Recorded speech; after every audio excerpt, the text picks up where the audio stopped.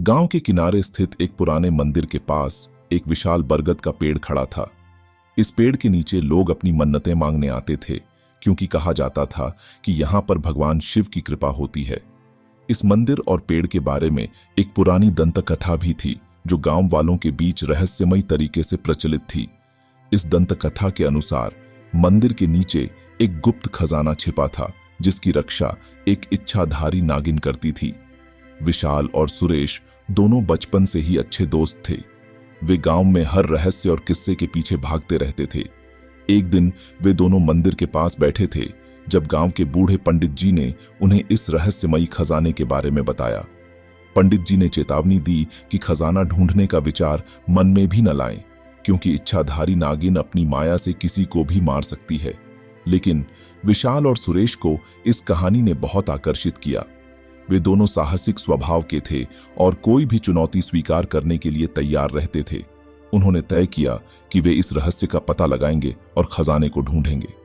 रात के समय जब सब लोग सो रहे थे, विशाल और सुरेश चुपके से मंदिर की ओर चल दिए। मंदिर में प्रवेश करते ही एक अजीब सी शांति और ठंडक महसूस हुई। जैसे जैसे वे अंदर बढ़ते गए, उन्हें मंदिर की दीवारों पर कुछ प्राचीन चित्र और लेख दिखने लगे।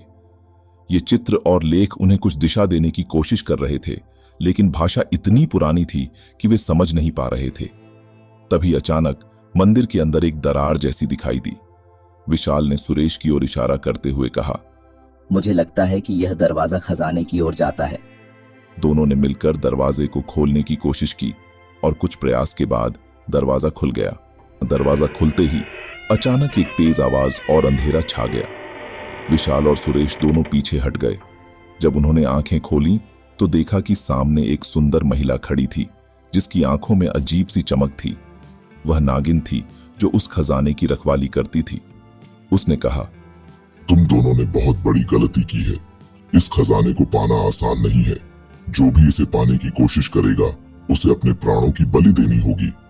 विशाल और सुरेश को समझ में आ गया कि अब वे बड़ी मुश्किल में फंस चुके हैं।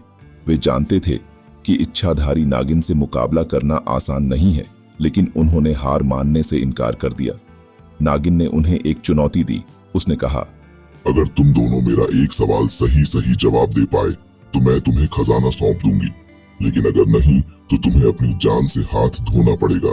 सवाल था, ऐसा कौन सा खजाना है जिसे पाने से इंसान के सारे दुख दूर हो जाते हैं, लेकिन फिर भी वह खजाना इंसान के पास हमेशा नहीं रहता? सुरेश ने सोचा और कहा, यह तो प्रेम हो सकता है। प्रेम से बड़े दुख भी मिट जाते हैं, लेकिन प्रेम को हमेशा अपने पास रखना आसान नहीं होता। नागिन ने मुस्कुराते हुए कहा, तुमने सही कहा। प्रेम ही वह खजाना है जिसे पाना आसान नहीं, लेकिन जब मिलता है तो जीवन धन्य हो जाता है।